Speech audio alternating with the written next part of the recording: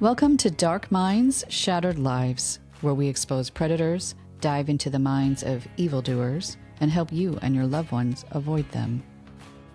I'm your host, Deborah Dobbs. I'm an author and victim advocate with a reputation for rattling cages.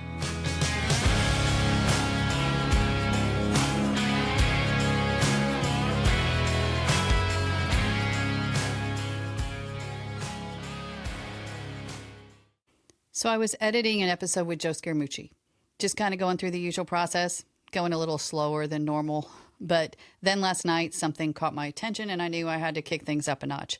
What came up last night continued into the morning and virtually all day. It was a lot of buzz about the Lewisville Police Department. So if you're not familiar with Lewisville, it's in north central Texas. I believe their cases are filed in Denton County, and I'm also in north central Texas. So what's happening with the officers in the Lewisville Police Department? They behaved rather badly, and it's not just what they did. We actually discussed this. Joe Scaramucci and I discussed this in episode 3. We talked about Lewisville police officers and how they, at best, you can say, mishandled some investigations that they did. But now it's also the reporting that is annoying me and kind of making my skin crawl. And really it just comes down to throwing the word prostitute around and not recognizing trafficking for what it is. Again, if you listen to episode 3 with Joe Scaramucci and I, it'll be familiar. And the tactics that the Lewisville officers used were, they've been described in the media as unethical and questionable. But I don't know if that's a strong enough word for what they did. And Joe even really mentioned it's illegal. They're committing crimes. So the CBS News, that's the outlet I saw today, they got a hold of the internal affairs investigation, the records. It was over 2,000 pages. I think they had dozens of hours of recorded video. I think they interviewed, the internal affairs interviewed about 50 different individuals. It took CBS reporters, they said weeks to go through all of the pages in this. And another person who had done this said it's the biggest investigation she's ever seen, and she's been doing this about 10 years. So here's the deal. The Lewisville PD had a street crimes unit that decided they wanted to investigate these massage businesses. And at the same time, I guess the city, the people in the city, the citizens were kind of demanding something be done about all of these IMBs, illicit massage businesses, which are trafficking operations.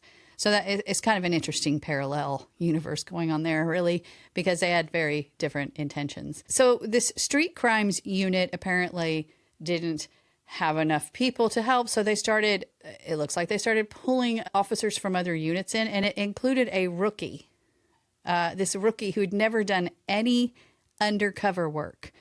And they pull him in there and they tell him, once you give her the money and you have this deal made, then break contact.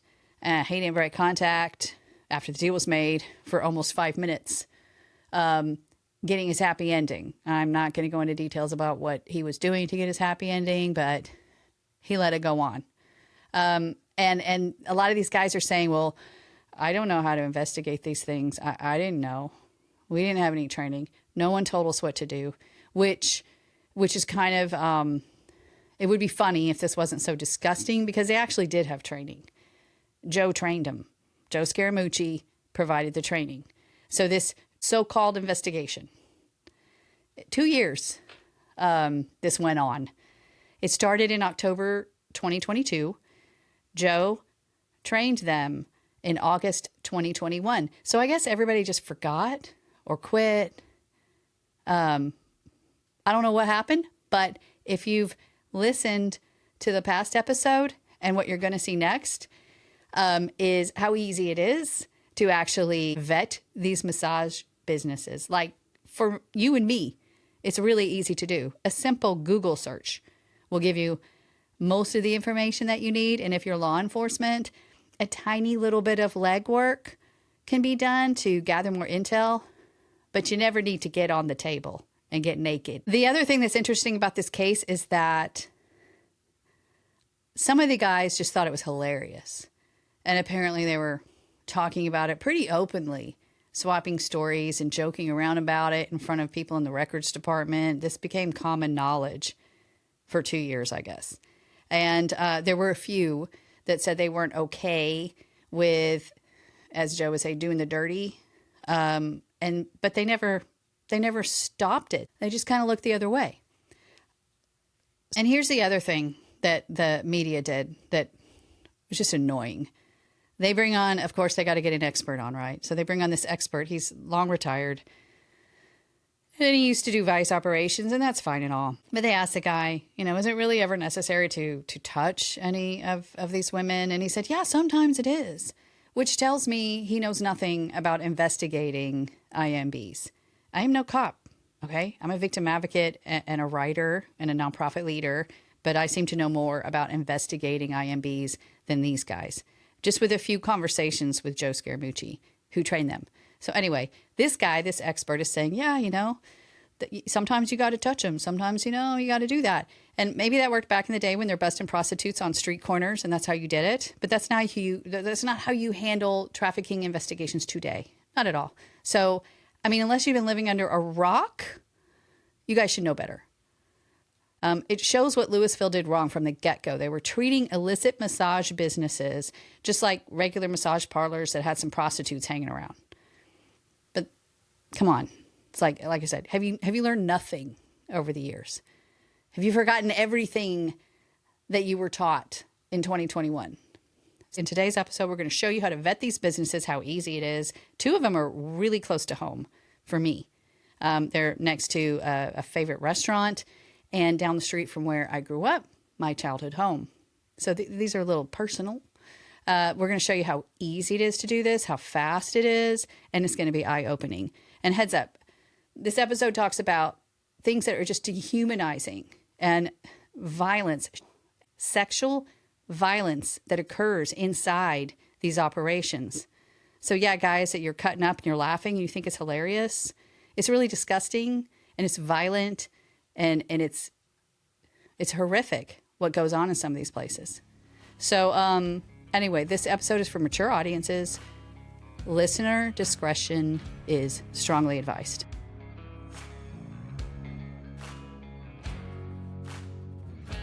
IMBs, the illicit massage businesses. First of all, can you explain why these aren't just prostitutes? Because I think some of the people that go to these places think, well, they're doing this, they want to do this. This is just, this is a sex worker and big deal. So why is this different? So for one, if you really break down the numbers, there's not that many consensual sex workers in the commercial sex trade when it comes to what is trafficking, what is not, right? The part that I always laugh at lightly, from the sex buyer perspective, right? They're like, oh, these women, they just want to they just want to do this and this to me. As though they're like Channing Tatum walking through the door, right? Oh, nasty fat dude with sawdust in his hair. Ain't showered in 3 days, thinks some woman wants to just throw her body to him. Now, how arrogant and just absolutely obnoxious is that, right? So let's just be real with ourselves right out of the chute. I've had the fortune, I think we talked about it before, of working these things around the world. And I've only ever come in contact with one that it was prostitution and not human trafficking. It had previously been trafficking, but because of life circumstances, this woman basically booted everybody out and she was just there working on her own. They're very, very closely tied to Chinese organized crime. The overwhelming majority of these women are here in a legal status, right? So they are here in a legal documented way. Not to say everybody, but the majority. And there's a huge financial and cultural coercive mechanism behind it. So, one of the easiest ways of looking at this is if I take, your average American who speaks and reads zero Mandarin, and I put them in the middle of China, and I tell them, you're going to do X, Y, and Z. There's nowhere for you to go. If you call the police for help, they're going to rape and rob you. They work for me because I pay them. That's a very real threat, you know, especially in a country like China. So there's that lifetime of history they have going on that tells them that this is probably the case. And then what happens, literally, the white guy with the wedding ring on comes in and rapes them. You know, they get robbed regularly enough, and then the police intervene and the police take them to jail. Right? Yeah. The trafficker is telling the truth by virtue of the fact. So, you know, those things, and add one extra layer of that. How many people, particularly, you know, middle-aged, you know, either middle class or upper middle class, get all weird about like Big Brother watching and all this. You know, I'm not putting this and this on social media. I'm not going to use Chat GPT. I'm not going to blah, blah, blah. Where's the data being stored? And then they go into a business where Chinese organized crime is occurring and they carry their cell phone for an hour, right? Mm-hmm. This makes a lot of national security sense. So there's a lot more at play than just, you know. Interesting. This That's a is completely sex different work. angle. Okay. It really is, right? Think of how many, you know, I mean, let's even take you guys. You're in DFW area. You have a joint reserve base covered in people up there in Carswell, right? You have, you know, what other places that are of national security interest in the DFW area? I mean, a lot, right? Mm-hmm. And if you think that people aren't talking work on their personal cell phones and or business cell phones that they're taking into these places, yeah, come on. Okay. Huge. Okay. So then some people that don't care might suddenly care. Yeah. Save America. Don't go to IMBs. All right. Hey, whatever it takes, man. So for years, I've been interested in this and frustrated with how these things, they just don't go away. You know, you close one down, another one pops up, and it may just be because they're not doing it properly. So I'm always on the lookout for these things. I hear your dog. Yeah. Oh, yeah. Sorry. What's his name? Mattis. He's Mattis? You know, so the Marine Corps mascot is the English Bulldog. And General Mattis was the legit Marine leader of our time. So it's stuck. So is he under That's the how we table? went. He's under your table? He's headed this way. And he's going to make some noises. I apologize. He sounds very substantial, like he's a substantial size. Yeah, he's a basically a walking hippopotamus of a dog. Okay, that explains it. Yeah. But he's 10, so he's had a good life. He has. So I was going into one of our family's favorite restaurants. And there's a place where we've celebrated birthdays, Mother's Days for over 20 years. Faith, I took her there, you know, on Mother's Day, my first Mother's Day. She's just a few months old. So she's been, you know, part of this place. And anyway, it's a really special place. So I go in and I see right next door, and it's a French restaurant. It's a nice kind of bougie restaurant. I see a place that I'm pretty sure is an IMB because the windows were covered. That was the first clue. I don't know if you saw, I put a video of this up on Instagram because as I was coming out after dinner, I'd had a couple glasses of wine and I turned on my little video and started recording and telling my sister-in-law, this is how you know this place is illegal. It's a trafficking operation. And I think they have a ring thing looking at me. Yeah. And I said, the windows are covered. You can't see anything in the lobby. It was pitch dark in the lobby, but the sign was on, the open sign. And so I tested the door, and it's night at this point, not super late. And the door was open. And then I announced, hey, hey, maybe they'll give me a massage. And at that point, Wayne said, Debbie, no, let's go. Yeah. So I remembered how you said you can just Google the number and look it up. So I was going to look it up on this thing. And then before I even got to that point, I dropped my mom off at her house last week. And that's in my childhood home. At the end of that street, it's this little business complex. That's where my dentist was when I was a kid. There was an eye doctor there, a realtor. And on the weekends, all the businesses closed. And definitely dating myself, this is like the late 70s. We'd go roller skating down there. And in the early 80s, had a boom box, I think. Somebody had a boom box. And then, like, the neighborhood would have little parties and gatherings there. So it was another little, kind of a special place. One of these damn things have set up shop. I'm positive. So really secluded, but they have a sign prominently displayed that says Asian massage. And when I've done a tiny little bit of searching on Google, it seems like that is code. Just Asian massage is something these guys keep saying, well, I've been looking for an Asian massage place. Is that just code for, or are there actually Asian massage places that say Asian massage and it's just legitimate? Yeah, I mean, that's tough, right? Because are there legitimate Asian run, Chinese run massage businesses? Yes. I go to one, right? It's as legit as they come.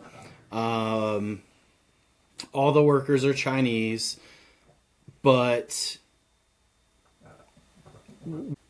when we're looking at all the characteristics combined, we have a problem, right? If they're advertising Asian massage, and again, like we talked about, a whole bunch of guys are walking in and out, that's a red flag, right? Okay. It's like anything else, particularly in law enforcement. It's not one thing. It's the total of everything, right? It's the totality of the circumstance. And I would expect to find a legitimate Asian run massage business in especially in areas that have like a Chinatown, right? So what is it? Richardson or Carrollton has the little Richardson. kind of, Richardson. I know Richardson does. Yeah. So it is Richardson because there's a really good restaurant there that I like. I would expect there to be a Asian run establishment there. Makes complete sense. A legitimate one, yes. It really, truly just kind of boils down to what is the total of everything, and that's what I'm always looking for anyway. So it's difficult for me to necessarily to just find something I'm not looking at. Okay. With that lens, you know what I mean? How about I'm going to share my screen and put this phone number in because I don't remember what all popped up here. All right. Can you see Google? I can. All right. Is it clear? It is. Yeah, it is. All right. So this is what you said in episode 3. You said all you got to do is enter the phone number in Google. All it is. And if they're doing the dirties, you're going to see it. What is that place? That's so that is Lux Thai Spa. Yep. That's actually not the one that I meant to look up. Okay. But since we're already here, this one, these are the reviews.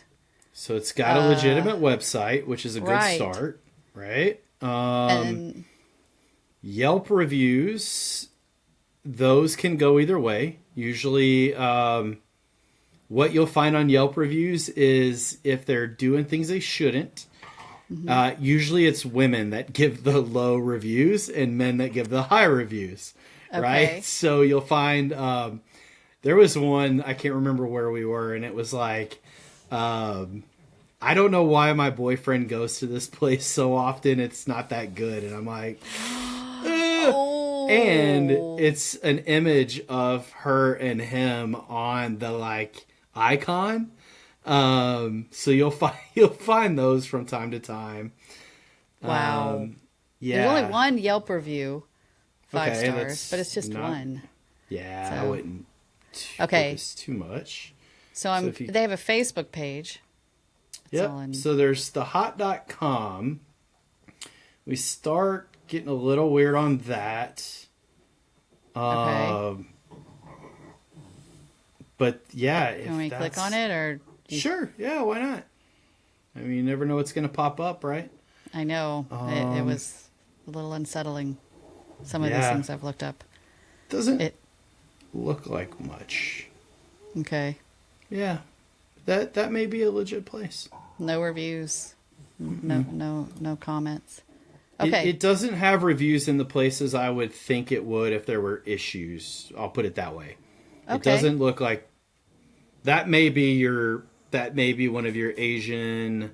Whoa. Yep. Whoa. We don't want to see that. Yeah. Yep. That's why I said I'm not Googling anything on a shared screen. Not happening. That's that's like answering the phone on speaker when it's your best friend. Don't do that. Okay. Is that a what? I think that linked back to like an ad. So that is not the concern. Related. Not related. It was on the website where there could be some concern. But since there was nothing, I wouldn't really worry about that business right now. But yeah, I mean, Oh gosh. And that was light. Yeah, that's like not. I imagine that. This is why it's difficult to pull my laptop up on a flight all the time. Oh my god, I can't even imagine. Yeah. Oh right, I'm going to attract the wrong audience for this podcast. All right, let's try this again.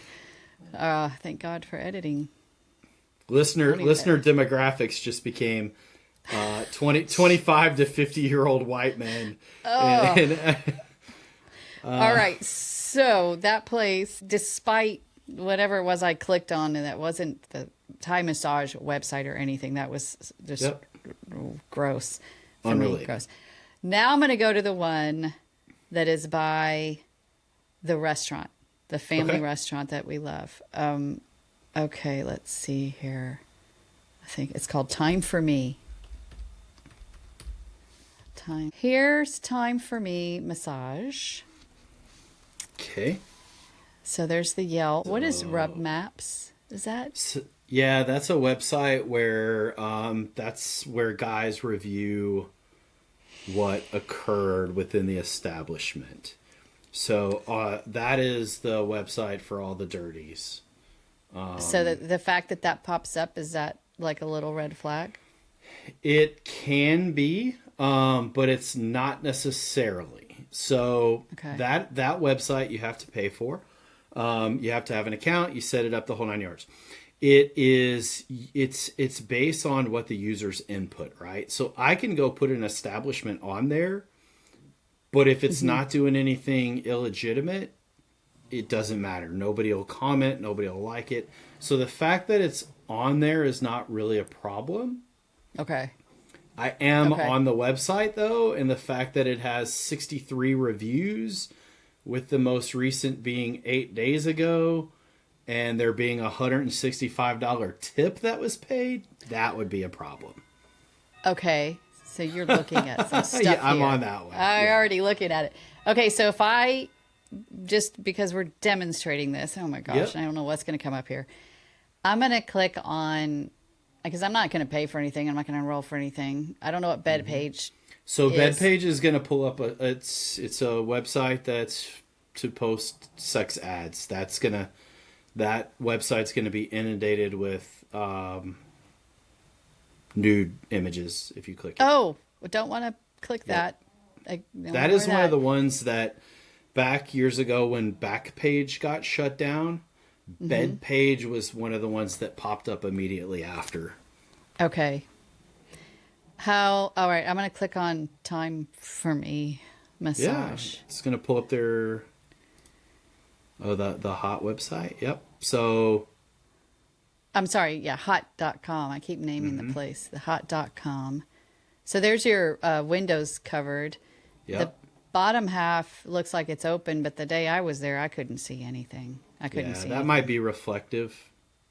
Okay. There you go.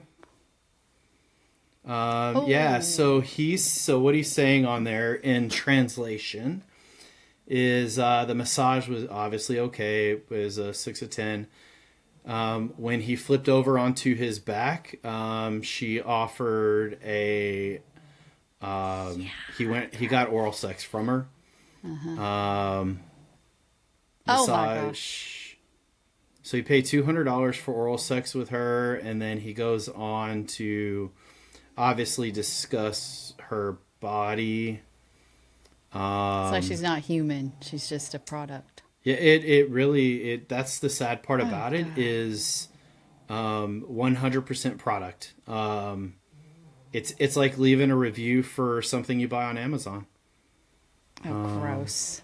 Yep. Okay. Not full service, but great massage. I like the way. Oh, if you're willing to drop $200, they provide full service. Yeah, so full service would be sexual intercourse. And this guy says, the original one, if I didn't have my student loans, I'd take her up on it, LOL. She did offer me her number. It's like he really thinks this is a mutual. Okay, so do you have any question about this place now? No, not at all.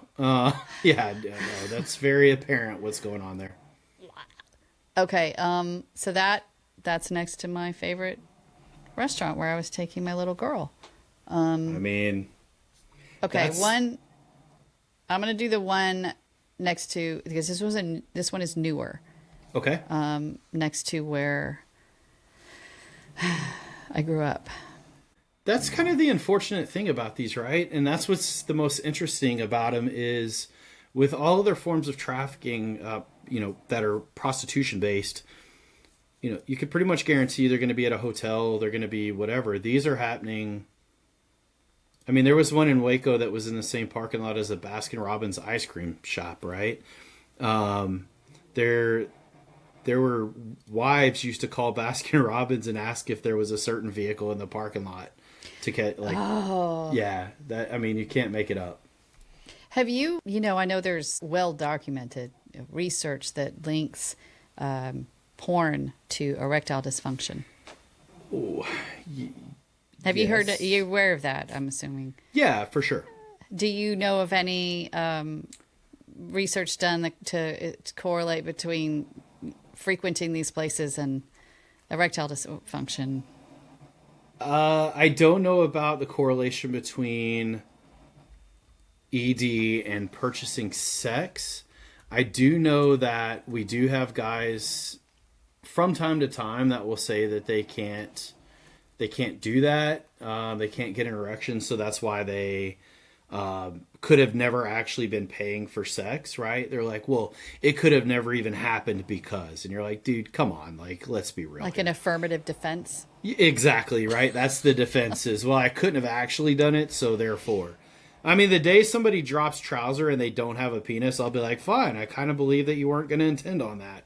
Right. But until that day, come on. Yeah, Here, I mean, there's some studies that are out there about the correlation between sex buying as a whole and pornography. Mm-hmm. But I don't like them. I don't think they're accurate. Which ones? The correlation between pornography and purchasing sex. Oh, okay. Huh. I'm not aware of those. I'm just aware of the ED and porn. Okay, I'm going to hit enter. Yeah. Okay. Place where I used to roller skate. Yep. Asian massage. So you've got your bed page, right? Which is obviously, first one. Yep, obviously your ads. There's not a lot beyond that though. What is up with the secret hostess escorts? Why would that pop up? That's probably some kind of just BS. Okay. I mean, it's grief.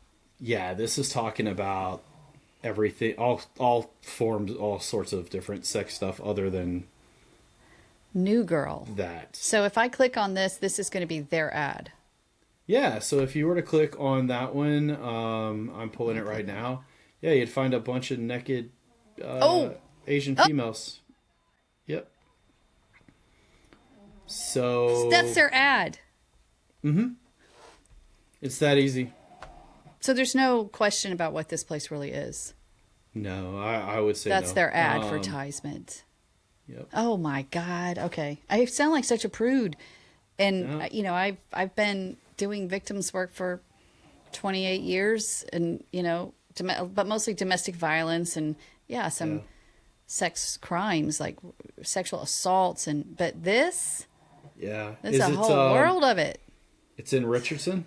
Yeah, it's Yep. right down the street from where I grew up. Yeah, over All off right, West so Campbell. what do you, now that I know this, what would you suggest I do with this information? That's the $1 million question, right? So I mean, there's a few different things that are done. So we had a driving school in Waco, and we still, I mean, it's still here, but they had an IMB next to it, and they would mark down the license plates of the guys who showed up to this place, and they would go pay to have the license plate run, and then they would send like a pre-filled form to the mailing address on the license plate. And it would be like, hey, on this date, your vehicle with this license plate was seen at this business at this time. And the goal for them was that the wives would check the mail and there would be the whole like, hey, your vehicle was seen at this place. So that's one way to do it. I've seen where organizations have collected everything they could find online, found out who the actual owner of the strip mall was, and taken that to the owner of the strip mall and being like, hey, this is what's going on in your establishment. Okay.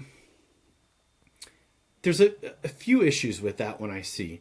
For one is you don't know if there's a law enforcement investigation, right? So if there is an investigation taking place and say the owner was to evict them, that could lead to some problems, right? It could interfere with the investigation. So that, I would say, don't do that.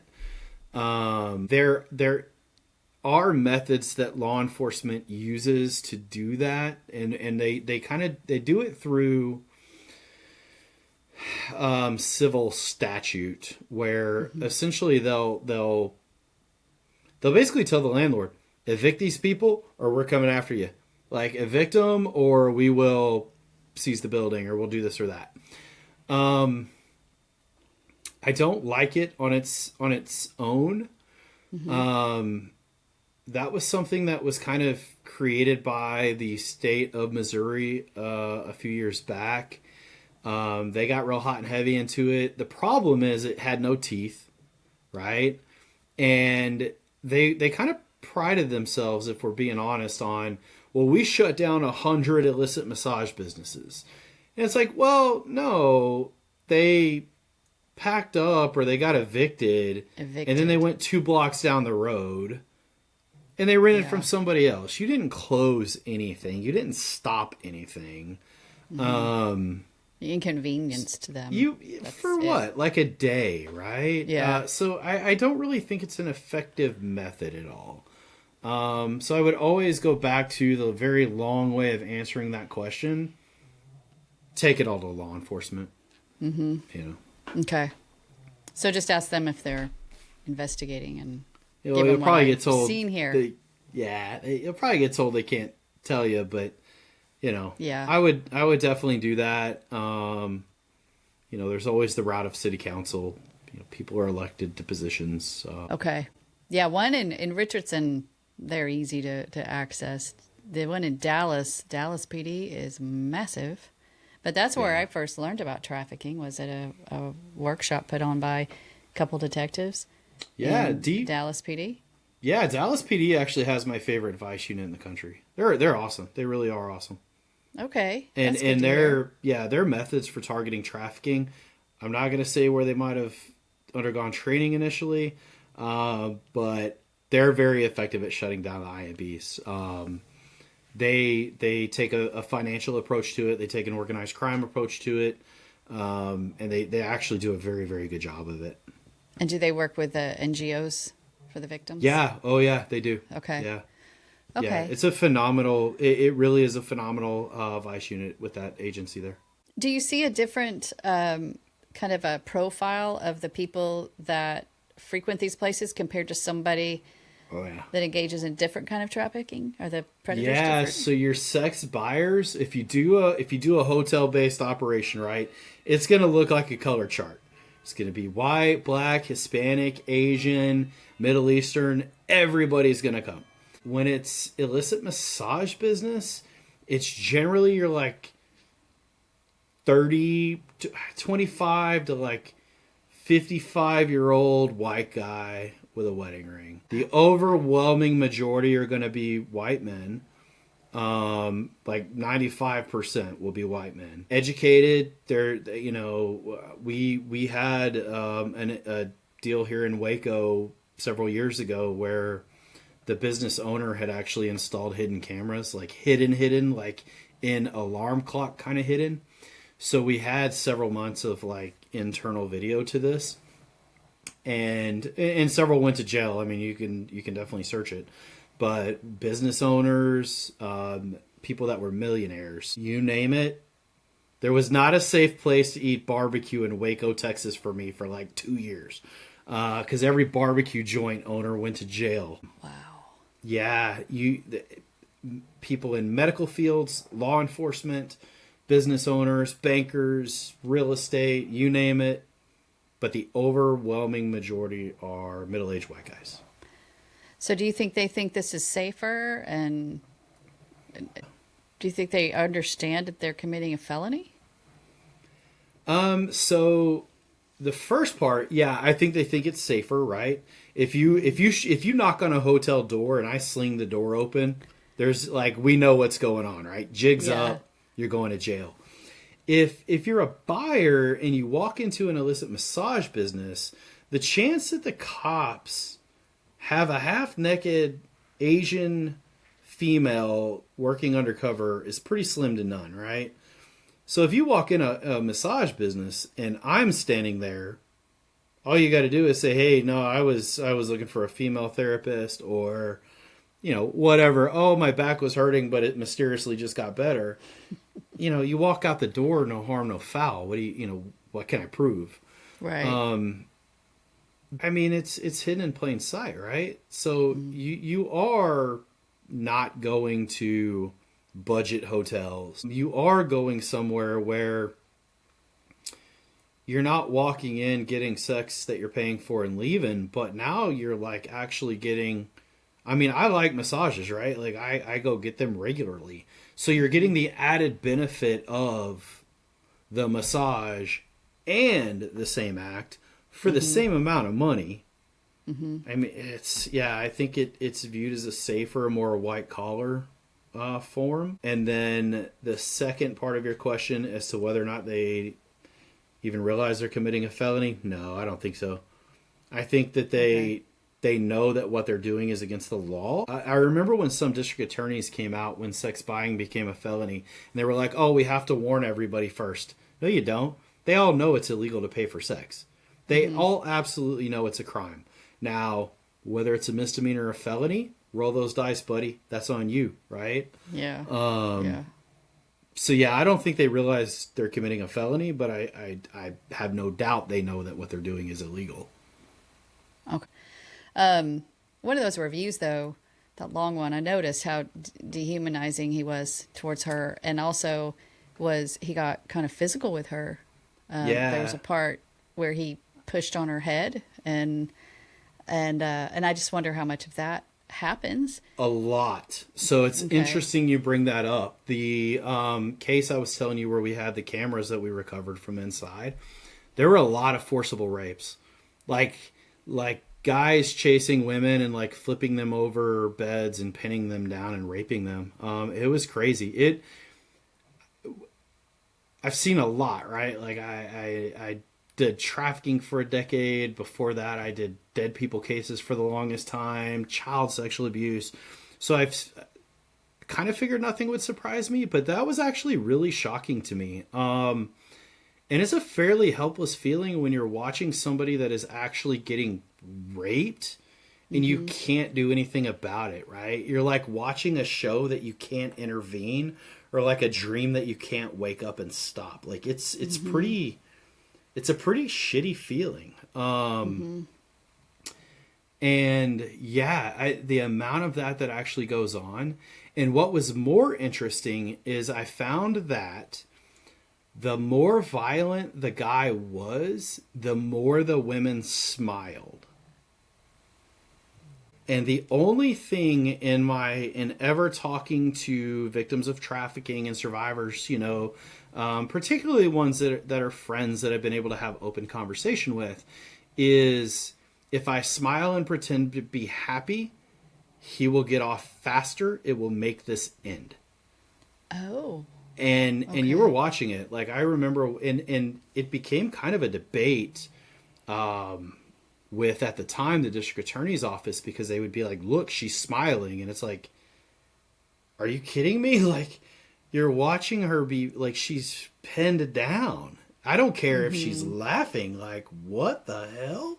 And that was kind of hard for people to really grasp. Like, you know, so that guy that left that review, yeah, and that's what makes him an asshole, right? Is he's forcibly doing those things, and then he's posting on the internet about how it was, and then you know, has the audacity to be like, oh, and she, you know, she had a 5 of 10 body. Come on, bro. Really? Yeah. Like, yeah. really? You see the worst in humanity. I mean, there's no humanity. You see the worst people have to offer and inflict on each other. And then you're just day in and day out doing that. How do you keep from losing your mind or crossing the line? Yeah. You know? I think the biggest thing is it's still a cat and mouse game, right? Like, that guy, I don't care what kind of, if he's going to a hotel or he's going to an illicit massage business, you could have asked every single person we arrested, as an example, from that particular one IMB we had here, and I bet every one of them would have told you that they thought they were going to get away with it, right? So it's like any crime, and it's something that, you know, they talk about in law enforcement all the time. I'm sure Wayne has probably said it before, but it's like a criminal has to get lucky during every single criminal event that they have. And we only have to get lucky once. So eventually I'm going to get that one lucky straw, right? And you're going to get the short one. And that's that. Now, there are things that I can do to tip those odds into my favor, right? And to me, that's what, like, keeps this from being depressing, is it's always that, like, what do I do next? Like, what's going to be the next, you know, great way of doing this? Like, how do we tip that scale? What does it feel like? Are you satisfied when you're the one that opens the door? Does that, you know? Oh, like, yeah. No, yeah. That? I don't know, man. I still, every time I see a car pull in the parking lot, I still laugh. Like, I still actually, like, will give an audible laugh. It's still rewarding. It's still satisfying. It's rewarding, and this is going to sound bad, but it is what it is, right? You show up, you think you're about to do the dirty, you're all happy, you know, probably popped your blue pill if that's necessary, and the door slings open, and like 8 dudes jump out at you, right? The face that comes of this, I don't, you know, obviously women don't watch this as generally, right? But for men, the only thing I can say is take the excitement of watching your child being born, your firstborn, and like maybe drop like 0.5% below that, and that is the joy you feel watching this. Aside from that, you know, there is a level of arrogance that so many of these guys have, and that they actually will sit there and hold in front of your face, and they just kind of like have this weird air about them. And I'm not gonna lie, I have a certain level of joy just watching that pan out, because I know on the inside they're just cringing. Joe's dog, Mattis, needed his attention. So the usual thank yous and goodbyes, see you next times, didn't happen. I am planning to contact both Dallas and Richardson police departments to talk to them about the operations that have contaminated a couple spaces that are near and dear to me. Of course, they won't be able to comment on what they're doing about them. They may already be investigating them. Regarding the video that Joe mentioned about the rape in the IMB in Waco, that perpetrator was charged, but the victims couldn't be found, so he wasn't convicted. It's interesting how the video of a murder is sufficient evidence, but a video of a rape isn't. Due process requires that, we, the accused, can confront our accusers, but in these cases, it really makes it hard. It's really frustrating. It's kind of why, as advocates, we often emphasize criminal on the criminal justice system. Long ago, a nonprofit victim advocacy organization had a T-shirt that read something like, "The criminal justice system is concerned about your rights, provided you have recently beaten, murdered, or raped someone." It was a bit of a shocking slogan, but I got it. 28 years in this field, I get it. I implore you to pay attention to massage businesses. Use the techniques that you saw us using or listened to us using today. 2 of the 3 that we Googled turned out to be trafficking operations, and we didn't even have to go inside. Thank you for listening to Dark Minds, Shattered Lives. I'm Deborah Dobbs, and until next time, trust your gut and know your exits.